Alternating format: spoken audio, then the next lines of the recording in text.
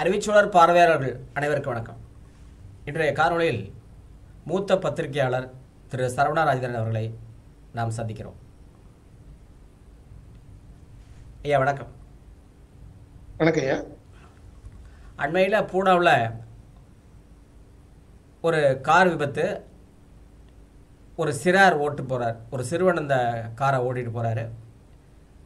ஓட்டிகிட்டு போய் 2 பேர் அந்த விபத்தில் இறக்குறாங்க. அந்த விபத்தை பற்றிய உங்களது பார்வை. அனைவருக்கும் எனது வணக்கங்கள். கடந்த மாதம் 29ஆம் தேதி புனே நகரில் உள்ள ஒரு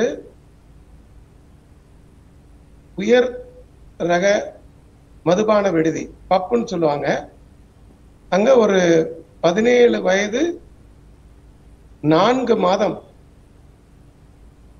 இந்த இதுக்குள்ள ஒருத்தர் தன்னுடைய நண்பர்களோட போய் மது அருந்துறாரு.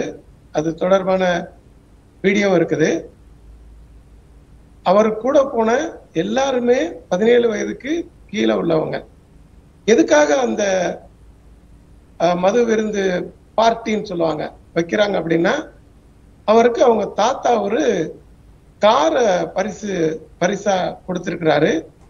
போர்ஷோன் காரு, இந்திய ரூபாய் மதிப்புல 8 கோடி. அதாவது ஆகஸ்ட்ல அந்த பையனுக்கு 18வது வயது முடியுது, பிறந்த நாள். அந்த பிறந்த நாளுக்காக அவங்க தாத்தா அந்த காரை பரிசா கொடுக்கிறாரு. அதை முதலா அதை ஓட்டிட்டு போய் தன்னுடைய நண்பர்களோட சேர்ந்து அந்த மதுபான விடுதியில போய் இரவு முழுவதும் சாராயம் குடிச்சிருக்கிறாங்க. இதுல முக்கியம் என்னன்னா, அதுல 15ல இருந்து 17 வயதுக்குட்பட்டவர்கள் தான், அதுக்கு மேல உள்ளவங்க கிடையாது. 2 பெண்கள், அதாவது சிறுமிகள், 3 பசங்க. கிட்டத்தட்ட ஒரு 2 மணி வரைக்கும் எல்லாம் குடிக்கிறாங்க. குடிச்ச பிறகு அவர் அப்படியே தள்ளாடிட்டு வெளியே வராரு. அவரு கூட வந்தவங்கள வேற வேற கார்ல ஏறி இப்படியே போயிடுறாங்க. இவரு கூட 2 பசங்களும் இவரு கூடயே கார்ல புறப்படுறாங்க. இவருடைய ஓட்டுநர் தான் ஓட்டுறேன் அப்படின்றாரு.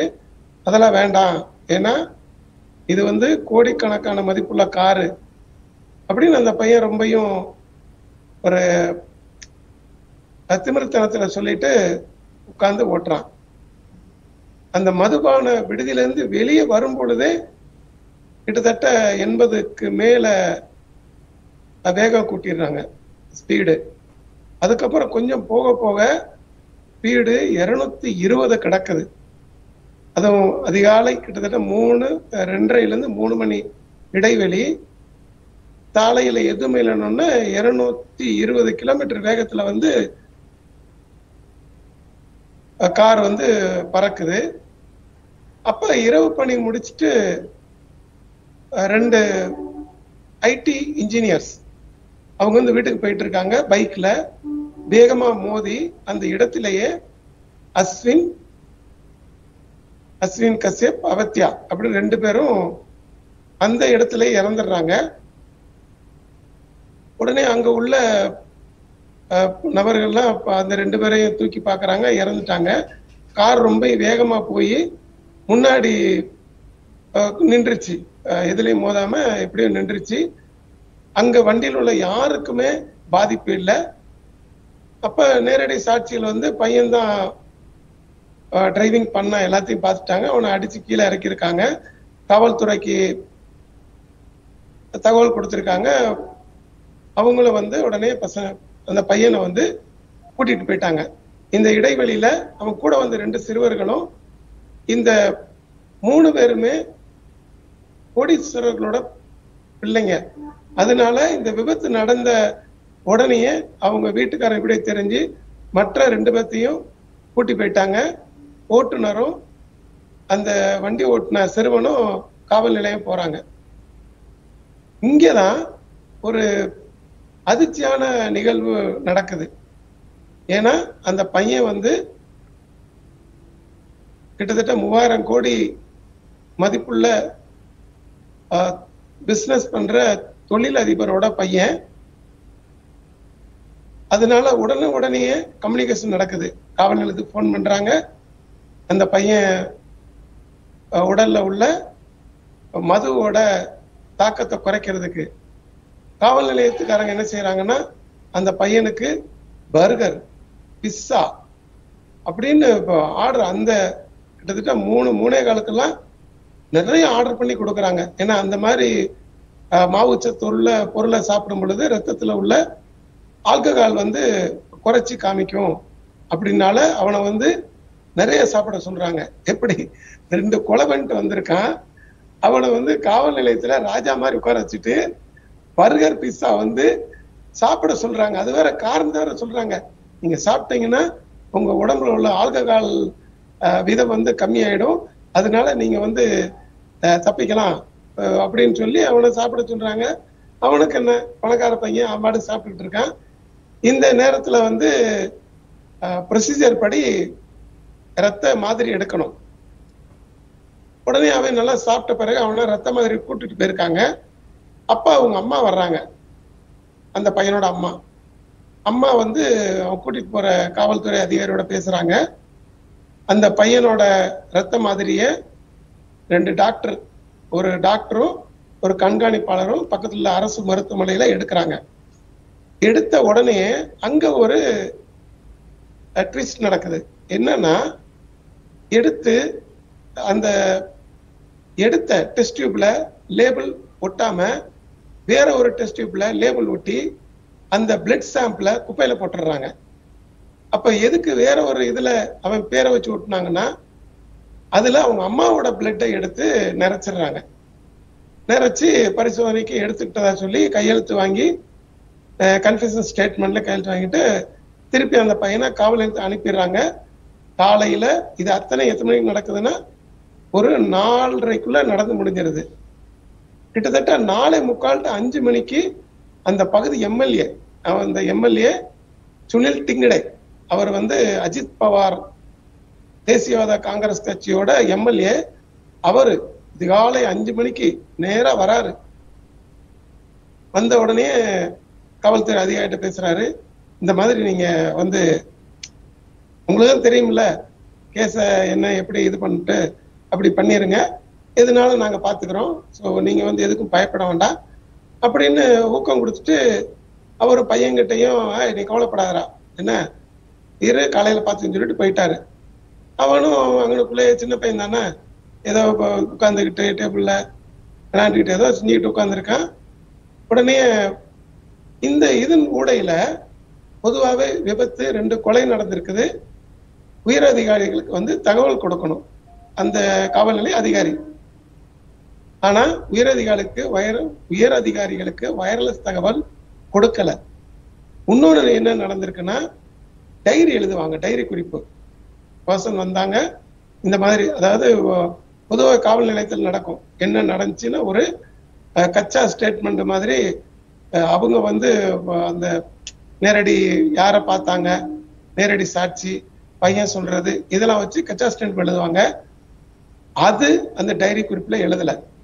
என்ன எழுதியிருக்காங்கன்னா, யாரு கொஞ்சம் வேகமா ஓட்டுனா மோதிருச்சு டிவைடர்ல மோதினவங்களோட தலைப்பட்டு 2 பேர் இறந்துட்டாங்க. எப்படி மாத்துறாங்க பாருங்க, சும்மா சிம்பிளா. அதாவது கார் மோதிச்சு, ஓகே, ஆனா அந்த டிவைடர்ல தலைப்பட்டு 2 பேர் இறந்துடுறாங்க. இதெல்லாம் நாளைக்கு வழக்கு வரும் பொழுது அவனுக்கு முழுக்க சாதகமா மாத்துறதுக்கான பாயிண்ட்கள். இது முடிஞ்சது. அதிகாலையில அந்த பையனுக்கு அவங்க வீட்டுல இருந்து ட்ரெஸ் எல்லாம் கொண்டு வராங்க. அதை மாட்டிட்டு ஜம்முன்னு ஒரு 8-8:15 சிறுவர் நீதிமன்றத்துக்கு கூட்டிட்டு போயிடுறாங்க. இதுல வியப்பு என்னன்னா, நேரம் தான். பொதுவா சாமானியர்களுக்கு நீதிமன்றம் எத்தனை மணி திறக்கும் எல்லாம் தெரியும். ஆனா இந்த சிறுவனுக்காக எல்லாமே டைமிங், அதாவது அவனுக்காக நேரத்தை அதாவது என்ன சொல்லுவாங்க, சிறிய முள்ள நகர்த்தி வைக்கிறாங்க. நீதிமன்றம் போறாங்க, அங்க இப்படி கொடுக்குறாங்க. காரு சின்ன பையன் கூட்டிட்டு போயிட்டான், 2 பேர் வந்து டிவைடர்ல மோதி இறந்துட்டாங்க. அப்படியா? அப்படின்னு நீதிபதி என்ன சொன்னாரு, என்னப்பா நீ என்ன இப்படி செய்யக்கூடாது. அதனால ஒரு 300 வார்த்தைகள் அடங்கிய விபத்து நேராமல் வாகனம் ஓட்டுவது எப்படி அப்படி ஒரு கட்டுரை எழுது, ஒரு A4 சைஸ்ல எழுதி கொடுத்துட்டு நீ வீட்டுக்கு போ அப்படின்றாரு.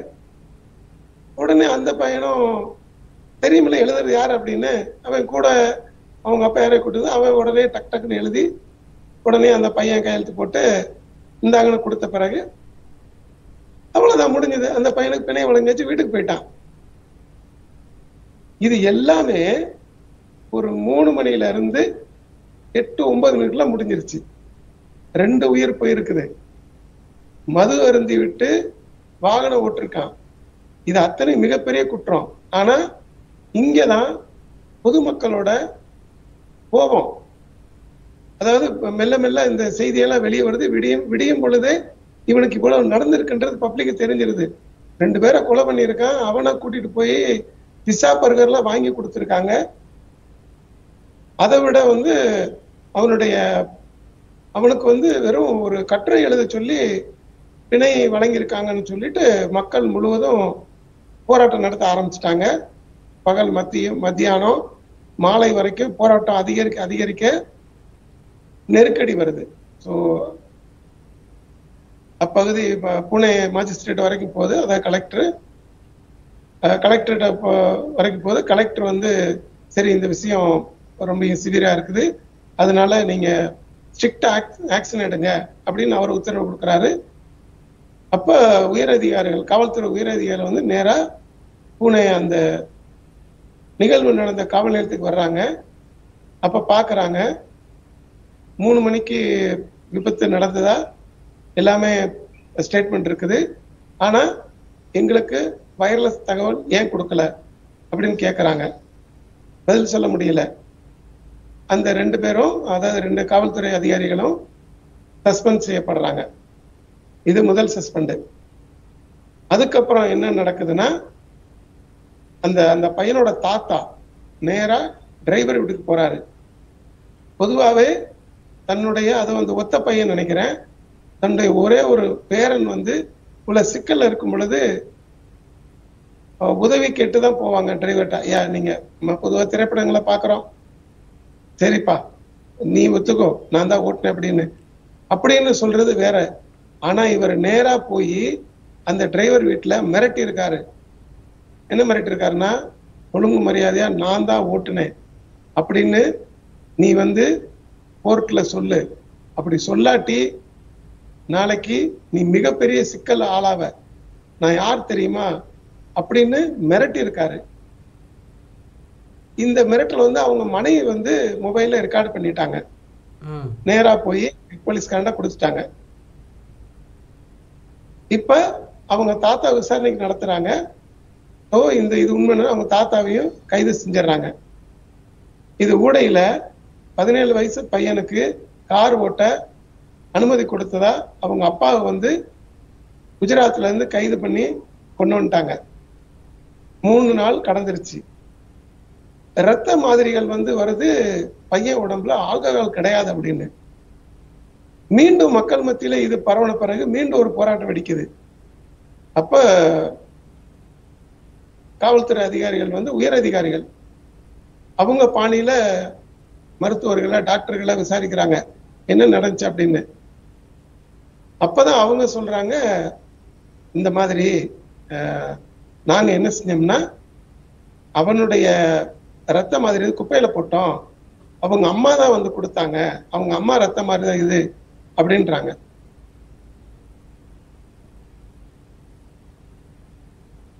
அப்ப இது ஒரு ஷாக்கு. உடனடியா அந்த 2 மருத்துவர்களும் சஸ்பெண்ட் ஆறாங்க. அப்புறம் ரத்த மாதிரி சோதனை செய்யும்போது டிஎன்ஏ அவங்க அம்மாவோட ரத்த மாதிரி மேட்ச் ஆகுது. உடனடியே அவங்க அம்மாவும் கைதாகிறாங்க. 8 நாள்களுக்குள்ள இது முழுவதும் நடக்குது. அதன் பிறகு என்ன நடக்குதுன்னா, அந்த பையன் கூட வந்த 2 சிறுவர்கள் அவங்களும் மது அருந்திருக்காங்க. அவங்களோட உறவினர் அப்பா அம்மாவோ இல்ல யாரையோ அவங்களும் கைது செய்யறாங்க.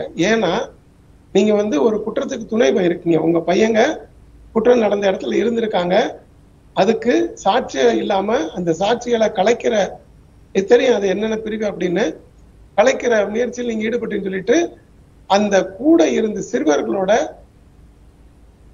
பெற்றோர்கள் உறவினர்களும் கைது செய்யப்படுறாங்க. அதாவது பணம் எவ்வளவு தூரம் விளையாண்டு பாருங்க. பொதுவா இந்த விஷயம் வந்து அதாவது இவ்வளவு நடந்தது பூனா பொதுமக்கள் வந்து ஏனோ எவனுக்கோ நடந்துச்சு அப்படின்னு அமைதியா இருந்தாங்கன்னா இந்நேரம் அந்த அஸ்வின், இன்னொரு அஸ்வின் கோஸ்டா அனிதா, அந்த 2 பேரோட உயிரிழப்பும் ஒரு எந்த ஒரு மதிப்பும் இல்லாம போயிருக்கும். பொதுவா உயிருக்கு மதிப்பு என்னன்னு சொல்லியிருப்பாங்க.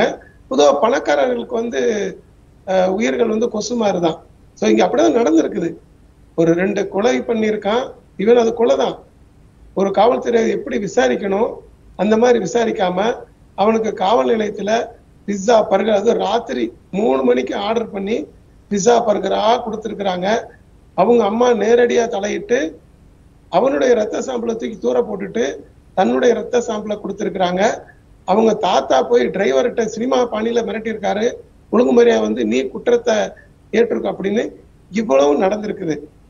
இவங்களெல்லாம் சஸ்பெண்ட் ஆகி எல்லாம் நடவடிக்கை எடுத்திருக்காங்க. ஆனா கட்டுரை எழுத சொன்ன நீதிபதி A4 சைஸ்ல கட்டுரை எழுத சொல்லியிருக்காரு. அப்படியா, இனிமேல் விபத்து இல்லாமல் கார் ஓட்டுவது எப்படி அப்படின்னு அதை சொன்ன நீதிபதி, ஏன்னா இதெல்லாம் சட்ட விவகாரம், இவங்க எவ்வளவு காவல்துறை எந்த மாதிரி குறிப்பு எழுதியிருக்காங்களோ அதை வச்சுதானே அவர் கொடுக்க முடியும். ஸோ அதனால நம்ம நீதித்துறையை நம்ம எதுவும் இது பண்ண கூடாது, அது செகண்டரி. இங்க என்ன நடந்ததுன்னா பணக்காரனுக்கான எப்படி நீதி வளையுது, பணக்காரர்களுக்கு நீதி எப்படி வளையுதுன்றது இங்க. இதே இன்னொரு நிகழ்வு எடுத்துக்கிடுவோம். உத்தராகண்ட்ல ஹரித்வார் மணிக்கணும் டெஹராடூன், அதுல ஒரு பள்ளிக்கூடம் 17 வயசு அவனும் அந்த சிறுவனுக்கும் 15 வயசு சிறுவன் ஒருத்தன் கூட விளையாண்டுகிட்டு இருக்கிற ஒரு சிறுமியோட போட்டோ எடுத்திருக்கான். சிறுமியை வந்து மொபைல்ல வீடியோ எடுத்திருக்கிறான். பொதுவா ஒரு ஆபாசமா எடுக்கிறது, அது விளையாண்டுகிட்டு இருக்க எப்படி ஆபாசம் எடுத்திருக்கிறான், அதை வந்து தன் நண்பர்கிட்ட காமிச்சிருக்கிறான். இது வந்து இந்த பிரச்சனை வெளியே வந்த பிறகு அந்த பொண்ணு, அந்த சிறுமி வந்து ஓடி போய் தற்கொலை பண்ணிக்கிடுச்சு. உடனடியா அவனை கைது செய்யறாங்க. அவனை சிறுவர் நீதிமன்றத்துல ஆஜர்படுத்தி அவனுக்கு சிறை தண்டனை கொடுத்துறாங்க. அதாவது ரிமாண்ட்ல அனுப்பிடுறாங்க, சிறுவர் சிறைக்கு, மைனர் ஜெயில்னு சொல்லுவாங்க. அந்த விஷயத்துல அதை அவன் தெரியாம செஞ்சுட்டான், சின்ன பையன் சொல்லி அவங்க அப்பா வந்து லோக்கல் கோர்ட்டுக்கு போறாரு. லோக்கல் கோர்ட்டு நோ பெயில் அப்படின்ட்டுச்சு. உடனே இந்த மாதிரி நிறைய இடத்துல நடந்திருக்குது அப்படின்னு சொல்லி இதை வழக்கறிஞர் தெரியுமில்ல, அவங்களாம் குறிப்பெடுத்து சுப்ரீம் கோர்ட் போறாங்க. சுப்ரீம் கோர்ட் எடுத்த எடுப்புலயே நோ, அவன் சிறுவனா இருந்தாலும் அவன் செய்த தவறுதான் அப்படின்னு சொல்லி 15 வயசு சிறுவனுக்கு இன்னைக்கு அவன் ரிமாண்ட்ல இருக்கான், சிறுவர் மைனர் ஜெயிலா இருக்கான். ஸோ இந்த 2 விஷயம். இதே மாதிரி ஒண்ணு கான்பூரில் நடந்திருக்குது. மருத்துவரோட மகன்கள் 2 பேரு, ஒருத்தனுக்கு 16 வயசு, ஒருத்தனுக்கு 15 வயசு. ஒரு போன வருஷம் மார்ச் மாசம் அந்த 2 பேருமே தன்னோட அப்பாவோட காரை ஓட்டிட்டு போய் ஒருத்தரை வந்து மோதி கொலை பண்ணிடுறாங்க, ஒருத்தர் படுகாயத்துல சிகிச்சை பெற்றாரு. இதே நிகழ்வு தான் அவனை கைது பண்றாங்க, அந்த சிறுவனை கைது பண்றாங்க. ஏன்னா அவங்க அப்பா வந்து மிக பிரபலமான மருத்துவர்னால எப்பா இனிமேலாம் பண்ணக்கூடாது விட்டுடுறாங்க. யாரும் அந்த சிறுவர்களை வந்து விட்டுடுறாங்க. ஏன்னா வட இந்தியா கான்பூர் அங்க வந்து இந்த பூனா மாதிரி யாருமே போராட முன் வரல. ஏன்னா இறந்தவங்க வந்து சாலையோரம் வசிக்கிறவங்க, அதனால அந்த பிரச்சனை வந்து முடிஞ்சிருச்சு. அதே சிறுவர்கள் இந்த வருஷம் மார்ச் மாசம் மீண்டும் கார் ஓட்டி ஒரு சாலையோர வியாபாரியோட காலை வந்து இழக்கிற மாதிரி ஒரு விபத்து ஏற்படுத்திட்டாங்க. அதாவது ஒரு வருஷத்துக்கு முன்னாடி எந்த சிறுவர்கள் கார் ஓட்டி ஒரு ஒரு உயிர் பலி வாங்கி கடுமையான விபத்தை ஏற்படுத்தினாங்களோ அதே சிறுவர்கள் கரெக்டா ஒரு வருஷம் கழிச்சு மீண்டும் அதே மார்ச் மாசம் அப்பாவோட காரை ஓட்டிட்டு போய் காய்கறி விற்கிற ஒருத்தர் தள்ளுவண்டிக்காரரு அவர் மேல மோதி காலை உடைச்சிடறாங்க. இந்த முறை வந்து காவல்துறை மீண்டும் பழைய மாதிரியே தான் செய்யுது. ஏன்னாப்பா இந்த மாதிரிலாம் செய்யக்கூடாது அப்படின்னு டாக்டரை கூப்பிட்டு உங்க பையங்க இந்த மாதிரி மோதிட்டாங்க அதனால கவனமாச்சுன்னு சொல்லிட்டு மீண்டும் வீட்டுக்கு அனுப்பிடுறாங்க. மீண்டும் வீட்டுக்கு அனுப்பின பிறகு பூனா விஷயம் வந்து பிளாஷ் ஆகுது. இது மார்ச் ஏப்ரல் மே 17 இந்த பூனா விபத்து நடக்குது. இந்த விஷயம் வந்து பரவலாகுது. அதாவது விழிப்புணர்வு மாதிரி பொதுமக்கள் போராட்டம் நடத்துறாங்க. அப்ப கான்பூர்லயே மக்கள் வந்து உஷாராயிடுறாங்க. அதே மாதிரிதான் இங்கேயும் சின்ன பையன் ஒருத்தன் வந்து விபத்தை ஏற்படுத்தி ஏற்கனவே கொலை பண்ணியிருக்கான். அதாவது இது கொலைதான் ஒரு வருஷத்துக்கு முன்னாடி. மீண்டும் அதே சிறுவன் வந்து கார் ஓட்டி விபத்தை ஏற்படுத்தியிருக்கான். ஆனா காவல்துறை இந்த மாதிரி அவனை மீண்டும் விட்டுருக்கு. இப்ப இது என்ன நடக்குன்னு சொல்லிட்டு கான்பூர் மக்களும் சேர்ந்து பூனா மக்கள் மாதிரி சாலையில இறங்கி போராட ஆரம்பிச்சிட்டாங்க. வேற வழி இல்லாம மீண்டும் காவல்துறை ரெண்டு சின்ன பையங்களையும் கைது பண்ணி திருவர் சிறையில அடைச்சிடுறாங்க. இங்கதான் ரெண்டு நீதி. அதாவது டேராடூன் சிறுவனுக்கு அவன் வந்து ஒரு தன் கூட படிக்கிற சிறுமிய எப்படி ஆபாசமா படம் எடுத்தான். அதை வந்து அவன் வந்து எங்கேயும் பரப்பல. அவன் தன்னுடைய சக பசங்க கூட சேர்ந்து காமிச்சு நக்கல் பண்ணியிருக்கிறான். அந்த அவமானத்துல வந்து சிறுமி வந்து தற்கொலை பண்ணிடுச்சு. அது குற்றம் தான். ஆனா அந்த குற்றத்தை வந்து லோக்கல் நீதிமன்றம், காவல்துறை, உச்ச நீதிமன்றம் எல்லாமே கடுமையான குற்றமா பார்த்து இன்னைக்கு வரைக்கும் அந்த சிறுவனை வந்து சிறையில வச்சிருக்கிட்டது 7 மாசம் ஆகுது. ஆனா 2 மணி நேரத்துல 3 மணி நேரத்துல பூனால உள்ள 2 கொலை பண்ண சிறுவன் வந்து வெளியே வந்துடுறான். அதே மாதிரி ஏற்கனவே போன வருஷம் கொலை பண்ணி மீண்டும் விபத்து ஏற்படுத்திய 2 சிறுவர்கள் வந்து உடனடியாக விடுவிக்கப்பட்டு பொதுமக்கள் ஆக்ரோஷமா கிளம்பின பிறகு ஓடி போய் அவங்களை கைது பண்றாங்க. இதுதான் அந்த இரட்டை நீதி. பொதுவாகவே ஏழை பாளைகளோட சாமானியர்களோட உயிர் வந்து பணக்காரர்களுக்கு வந்து ஒரு கொசு அடிச்சு கொள்ற மாதிரிதான். அப்படிதான் நடந்திருக்குது. நிறைய நம்ம பார்க்கலாம். சாலை விபத்துகள்ல வந்து பெரும்பாலும் அதாவது பணக்கார ஒரு ஆடி கார்லயோ இல்லாட்டி மர்சிடிஸ்லயோ இந்த கார்ல விபத்து ஏற்படுத்தி இறந்துட்டாலோ இல்லாட்டி பெரிய விபத்து நடந்தாலோ நீங்க பேப்பரை தொடர்ந்து அதனுடைய ஃபாலோ பண்றதை பாருங்களேன், மறுநாளே ஜாமீன் கிடைச்சிடும். சமீபத்துல ஒரு போன மாசம் நடந்தது. அசோக் நகர்ல வந்து ஒரு வங்கி அதிகாரி, ஹிந்திக்காரங்க வங்கி அதிகாரி கூகுள் மேப்பை பார்த்துக்கிட்டே கார் ஓட்டி போய் ஒரு சின்ன சந்தில விட்டுருக்காங்க. இந்த வெயில் தாக்கத்துல புழுக்கத்துல வெளியே படுத்திருக்கவங்க காலில் ஏற்றி விபத்து நடந்துருச்சு. அந்த கார் வந்து விலை உயர்ந்த காரு. இவங்க வந்து ஒரு தனியார் வங்கியோட பெரிய உயர் அதிகாரி.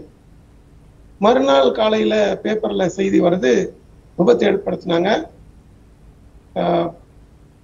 காவல் நிலையம் கூட்டி போனாங்க, பெயில் கொடுத்துட்டாங்க. அவ்வளவுதான். நம்ம டிவியில கூட பார்த்திருக்கலாம். அந்த கால் உடைஞ்சவங்க எல்லாம் மருத்துவமனையில புலம்பிக்கிட்டு இருந்தாங்க. அந்த மது அருந்து சாரம் குடிச்சிருந்தது, இறங்கும் போது தள்ளாடிக்கிட்டு இருந்துச்சு. இவங்க வந்து டிவியில பேட்டி கொடுக்கதான் முடியும். ஏன்னா சட்டம் வந்து பணக்காரர்களுக்காக எவ்வளவு எளிமையா வளைஞ்சது. ஏன்னா 2 உதாரணம் கொடுத்தேன். ஏழைகளுக்காக எந்த அளவு ஸ்ட்ரிக்டா இருக்குன்றது மிகப்பெரிய உதாரணம்.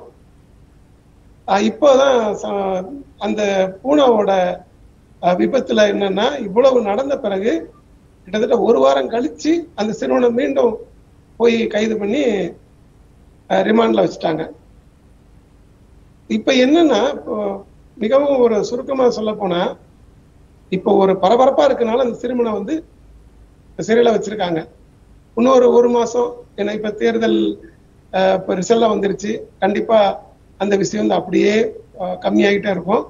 அங்கிட்டு 1 மாசத்துல ஏதாவது ஒரு ஏன்னா ஆரம்ப எஃப்ஐஆர்ல வந்து சாதாரண பிரிவுல தான் இது பண்ணியிருக்காங்க. அதனால இந்த பரபரப்புக்காக கொஞ்ச நாள் உள்ள வச்சிருப்பாங்க. அதுக்கு பிறகு வெளியே வந்துருவான். வெளியே வந்த பிறகு என்ன செய்வாங்க, நீங்க இருக்க வேணாண்டா, நீ அமெரிக்காவோ, ஏன்னா கிட்டத்தட்ட 8000 கோடி அதிபதியோட பையனை இங்கே கஷ்டப்படலாம் விட மாட்டாங்க. இங்க இருந்தா அடிக்கடி கூப்பிடுவாங்க வழக்கிற்கு. நீ பாட்டுக்கு அமெரிக்காவோ இல்ல அவங்க சொந்தக்காரங்க ஐரோப்பா எங்கேயும் அனுப்பிடுவாங்க. அவன் எங்க ஜாலியா சுத்திக்கிட்டு இருப்பான். இங்க வழக்கு திரைப்பட வசனம் மாதிரிதான் நடந்தது, நடக்கும், நடந்து கொண்டே இருக்கும். இதுதான் சாமானியர்களுக்கான நீதி, பணக்காரர்களுக்கான நீதி. இதுல இருந்து என்ன தெரியுதுன்னா, மக்கள் விழிப்புணர்வோடு இருந்தால் எல்லாமே சட்டம் வந்து தனது கடமையை சரிவர செய்யும் என்று சொல்லலாம். கண்டிப்பா. இந்த இவ்வளவு நடந்தது வந்து பூனா மக்கள் போராட்டம் தான். அந்த மக்களோட போராட்டம் தான் கான்பூர்லயும் எதிரொலிச்சு அந்த 2 சிறுவர்களை வந்து கைது பண்ணியிருக்காங்க. மக்கள் போராட்டம் வந்து செகண்டரி. ஆனா நம்ம பொதுவா பாக்குறது, உதாரணத்துக்கு வந்து 2013 மன்மோகன் சிங் கவர்மெண்ட் இருக்கும் பொழுது அந்த நிர்பயான்ற ஒரு பெண்ணை வந்து டெல்லியில மிக கொடூரமா கொலை பண்ணாங்க. அதுக்காக ஒட்டுமொத்த தில்லியும், ஒட்டுமொத்த இந்தியாவுமே கன்னியாகுமரியில கூட விளக்கு வச்சுக்கிட்டு அந்த மெழுகு ஏற்றிட்டு போனாங்க. பரபரப்பா இருந்துச்சு. ஆனா இந்த 10 வருஷத்துல எத்தனை படுகொலைகள் பெண்கள். ஜம்மு காஷ்மீர்ல ஆசிபா சிறுமி, உத்தரப்பிரதேசல ஹத்ரஸ்ன்ற இடத்துல 2 தலித் சிறுமி, குஜராத்ல நடந்துச்சு, மகாராஷ்டிரால பாண்ட்ரான்னு இடத்துல நடந்துச்சு, இந்த மாதிரி மத்திய பிரதேசம் நடந்துச்சு. இவ்வளவு நடந்தும் பொதுமக்கள்கிட்ட எங்க விழிப்புணர்வு, பொதுமக்கள் எங்க போராட இறங்குனாங்க? அதாவது பொதுமக்கள் போராட்டம் கூட ஆட்சியாளர்களை பார்த்தா ஒரு ஆக்ரோஷம் வருதோ என்னமோ தெரியல. ஏன்னா அன்னைக்கு மன்மோகன் சிங் இருக்கும் பொழுது நிர்பயா விஷயத்துல வந்து ஒட்டுமொத்த இந்தியாவை மிளகு தூக்கிட்டு அலைஞ்சிக்கிட்டு இருந்துச்சு. ஆனா அதன் பிறகு இந்த 10 ஆண்டு காலத்துல மோடி ஆட்சியில எத்தனை 2015 ஆசிபா எத்தனை வயசு, 7 வயசு சிறுமி, அதை வந்து ஒரு கோயில்ல வச்சு 7 நாள் போதையை கொடுத்து சிறுமிய கற்பழிச்சு அந்த கோயில் பூசாரி, ஒரு காவல் அதிகாரி எல்லாம் பாலியல் வன்கொடுமை செஞ்சு கொலை பண்ணாங்க. கொலை பண்ண பிறகு அதனுடைய உடலை வந்து மடிக்கிறதுக்காக கல்லை முதுகுல தூக்கி போட்டு உடலை மடிச்சு உடைச்சி உள்ள வச்சிருக்காங்க. மிகவும் கொடூரமானது. அவ்வளவு கொடூரமா நடந்திருக்குது. அதே மாதிரி ஹத்ரஸ் தாழ்த்தப்பட்ட சிறுமியை வந்து ஒரு உயர் ஜாதியினர் வந்து அந்த பொண்ணு அந்த ஊர்லயே கிராமத்திலேயே கல்லூரி போறதுக்கான தயாராகிட்டு இருக்க பொண்ணை வந்து எங்களுக்கு முன்னாடி நீ படிக்கிறதா அப்படின்னு சொல்லி அந்த பொண்ணை வந்து கொலை செஞ்சிருக்காங்க. பாலியல் வன்கொடுமை வச்சு கொலை செஞ்சிருக்காங்க. முதுகலை வந்து கோடையரை வச்சு வெட்டியிருக்காங்க. அது மட்டும் இல்ல நாக்க அறுத்திருக்காங்க. ஏன்னா நீ வந்து உண்மையை சொல்லக்கூடாது அப்படின்னு. இவ்வளவு நடந்தும் அந்த பொண்ணு வந்து காவல்துறைக்கு வாக்குமூலம் கொடுத்திருக்குது. ஆனா காவல்துறை என்ன செஞ்சதுன்னா, அந்த பொண்ணு இறந்த உடனே அந்த பொண்ணோட ஹத்ரஸ்ன்ற ஊர்ல உள்ள குப்பை மேட்டுல உடலை எரிச்சுது. ராத்திரி 2 மணிக்கு ஊடகவியலாளர்கள் பார்த்துக்கிட்டு இருக்காங்க. தூரத்துல அது என்ன எரியுது அப்படின்னா, எல்லாம் எரியுது, குப்பை எரியுத உனக்கு என்ன அப்படின்றாங்க. மறுநாள் போய் பார்த்தா அந்த ஹத்ரஸ் பொண்ணோட உடலை வந்து குப்பை மேட்டுல போட்டு எரிச்சிருக்காங்க. அது சமூக வலைதள படம் கூட வந்திருக்குது. இவ்வளவு கொடுமைகள் நடந்தும் பொதுமக்கள் வந்து ஜஸ்ட் லைக் தட் அப்படின்னு இது பண்ணிடுறாங்க. ஸோ பொதுமக்களோட விழிப்புணர்வும் ஆட்சியாளர்களையும் பார்த்துதான் இருக்குன்னு நினைக்கிறேன். எனவே பூனால நடந்தது பொதுமக்கள் வந்து விழிப்புணர்வு அடைஞ்சு போராட்டத்தினால அந்த சிறுவன் வந்து இப்ப சிறையில் இருக்கிறான். ஆனாலும் பணக்காரர்களுக்கான நீதிங்கிறது இன்னும் கொஞ்ச நாள்ல கண்டிப்பா அந்த பையன் வெளியே வந்து ஃபாரின் போகத்தான் போறான். ஆனா இந்த மாதிரி சாமானியர்கள் முடியாது. உதாரணத்துக்கு ஒரு நீதி வந்து எல்லாருக்கும் கிடைக்கணும், எல்லாருக்கும் கிடைக்க வேண்டும். ஏழையா இருந்தாலும் சரி, பணக்காரா இருந்தாலும் சரி, நீதி வந்து எல்லோருக்கும் வழங்கப்பட வேண்டும். இது சார்ந்து வந்து பொதுமக்களிடையே நிறைய அளவுக்கு விழிப்புணர்ச்சி பெற வேண்டும். கண்டிப்பாங்க. அப்படிதான் நம்ம சொல்ல முடியும். பொதுமக்கள் கொஞ்சம் விழிப்புணர்வோடு இருந்து பாரபட்சம் பார்க்காமல் இதில் நம்ம ஈடுபட்டோம்னா இதை போன்ற நிகழ்வுகளை தடுக்கலாம். தடுக்கலாம். இந்த நிகழ்ச்சிகள் தொடர்பாக நிறைய செய்திகளை சொல்லியிருக்கீங்க. மனதை உருக்கக்கூடிய செய்திகளாக இருக்கிறது. இது போன்ற செய்திகளை பல பேர் அறியாது செய்வதற்காக, பல பேர்கிட்ட ஒரு விழிப்புணர்வு ஏற்படுவதற்காக இதுகாரம் உங்களுடைய நேரத்தை ஒதுக்கி இந்த செய்திகளை அறிய தந்தமைக்கு நன்றி, வணக்கம். நன்றி, வணக்கம் ஐயா.